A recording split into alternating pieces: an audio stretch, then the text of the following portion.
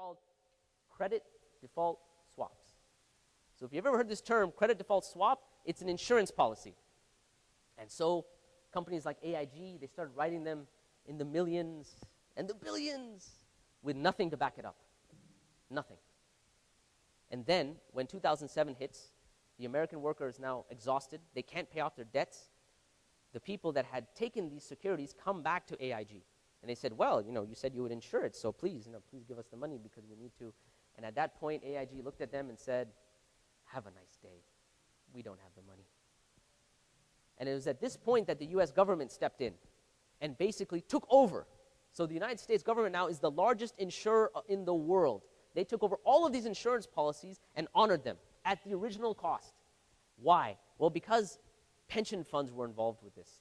Governments had their money involved with this. All of these, and if they had just given it, and if they had just let it drop, you would have someone who is living on a pension. 1 month they would get they'd get a letter saying, last month you got $1,500 in your pension. This month you're getting $400. Have a nice day. So the U.S. government didn't let that happen, and they came in and they basically saved the insurance company.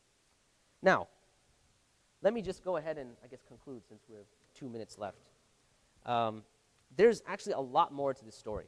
And, had we started on time, inshallah, you would have seen that this is just, I'm just touching the surface. In terms of how deep this goes, I mean, it has to do very deeply with taxation and taxation policies. It has to do with, our economy in general. But it also has to do with this idea of debt and interest-bearing debt in general. Because at one point, when they were making these profits, these companies, one of the ways, what they thought was, what they did with the extra profits was they lent it back to the worker. Those debts that the workers were taking at an astronomical rate, where was the money coming from? It was coming from the very employers that were making the money.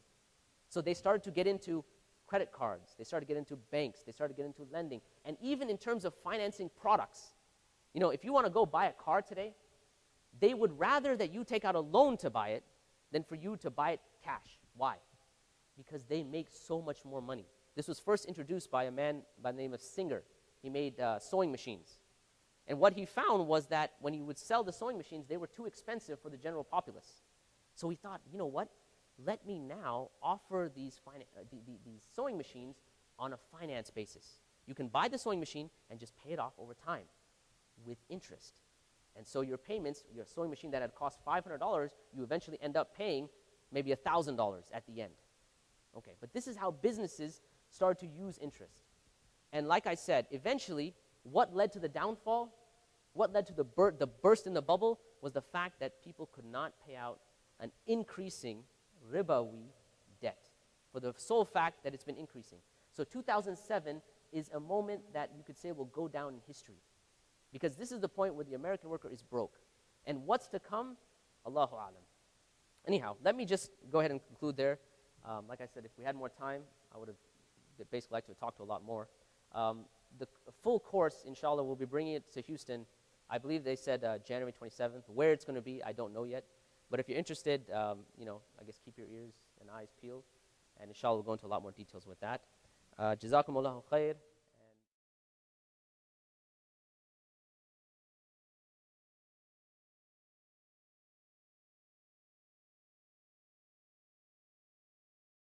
Islamic economic concepts. Now, by that, do you mean in terms of, like how to express interest being forbidden, or what do you mean?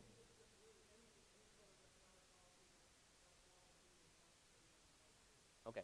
If you're asking on a micro level, meaning Islamic finance or things like that, I recommend you go to Dr. Ma'an al-Qudha, because he can give you the details.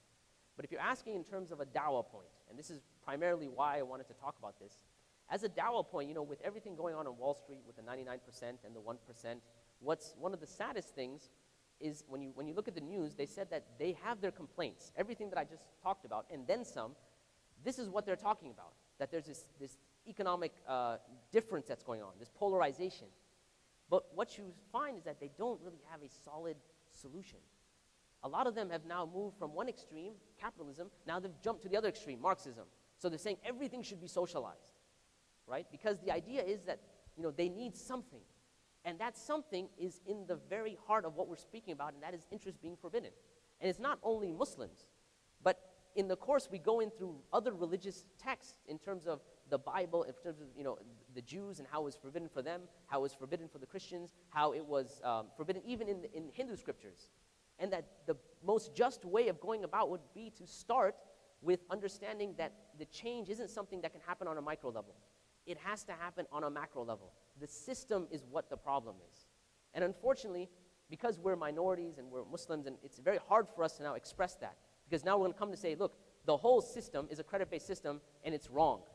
I mean, it takes a lot to say that, But the unfortunate thing is that we're not saying it, but there are people, Marxists, etc., that are saying that very openly. They're saying the problem with our society today is capitalism. And we're saying as Muslims, the problem with our society today is that we are based on we're a credit-based economy. And that's where the problem lies. So the first thing, what I would say is, it's time for us now to kind of get out of our shell and start to express this to the community around us. Say, look, yes, you're vilifying the Sharia and so on and so forth, but within that is actually your main solution. It's not going to be going to the other extreme and making everything public or doing anything else. The part of the problem lies in the fact that we are in a credit-based economy. And remember, I had started the discussion by saying that when we talk about why interest is forbidden, if you go on a micro level and try to tell someone why it's forbidden for his house or why he bought it, you won't win the argument. But if you talk about on a societal level, about the implications and the impact that it's had, it makes sense. And I've had this experience myself where you're talking to someone, they say, yeah, that's true. In some of the classes that I teach accounting at some of the universities, and I happen to mention this idea of getting a car, something simple. And I said, if you bought a car today and you bought it for, let's say, $5,000, but if you take out a loan on it and if your credit's bad, you might end up paying $15,000. And they said, yeah. And I said, on top of that, it's a depreciating asset. So while you're paying more, the asset's value is going down. So when you want to sell the car, it comes out, what, to $1,000, which you paid $15,000 for? So my point is that the first step is really getting the message out and not being scared to say, you know what, interest is forbidden, and we're confident in that. And we have facts to back it up. Allahu A'lam.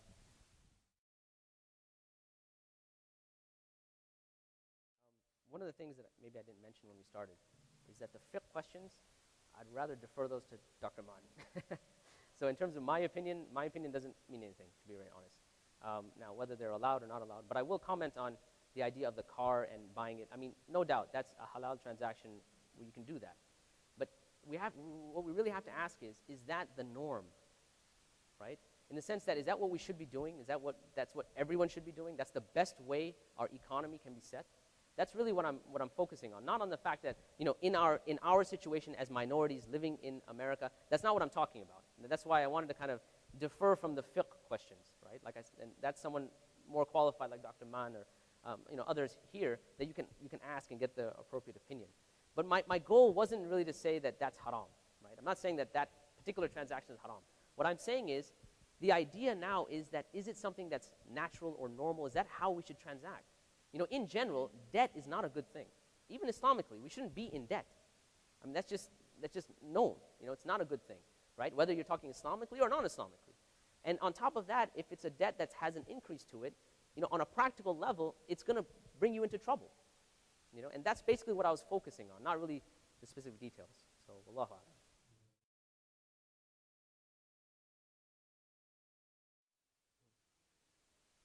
No, and you're absolutely right. It's not that, again, my point wasn't to say whether something is halal or haram or whether it's not, but even with that, myself, I have a background in tax.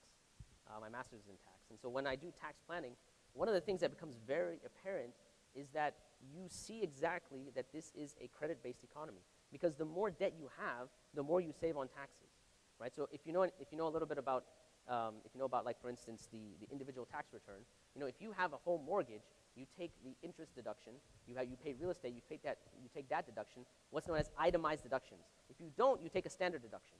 So if you really want to do some heavy tax planning, you get into more debt. The problem is, I'm not saying that whether we can work in the system or not. But the problem, what I'm saying is that let's take a step back and let's basically, come to the population at large and say, your issue, especially when things like with the 99% and the 1% and people, the state that they're in, the general populace, it's almost sad. Unemployment rate in this country, they tell you it's 9%. But there's another statistic which is probably more appropriate, which they call U-6, the Bureau of Labor Statistics. And it's called U-6, and it measures three things. It measures the actual people that are unemployed. It measures the people who have been looking for employment but have given up. And it measures the people that are working part-time but that would like to work full-time. So the actual figure comes up to about 17 or 17.5%.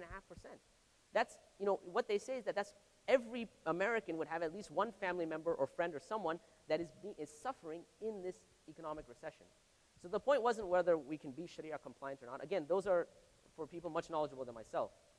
My point was that in the issues that the populace around us is going through, we have a very strong, proper solution. And that's very obvious. It's not something that we should be ashamed of. The problems that the people are suffering are rooted in their excessive amount of debt and the fact that the entire economy is a credit-based economy. جزاكم الله خير. سبحانك اللهم وبحمدك أشهد أن لا إله إلا أنت أستغفرك وأتوب إليك. السلام عليكم.